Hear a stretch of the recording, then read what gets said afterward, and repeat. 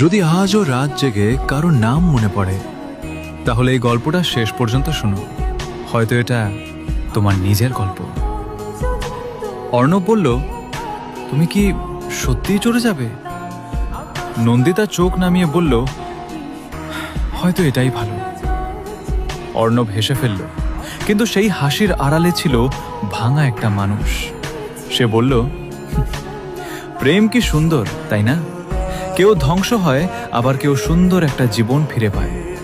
ভালোবাসার এই অদ্ভুত খেলা জীবনকে শেষও করতে পারে, আবার নতুন করে গড়েও তুলতে পারে।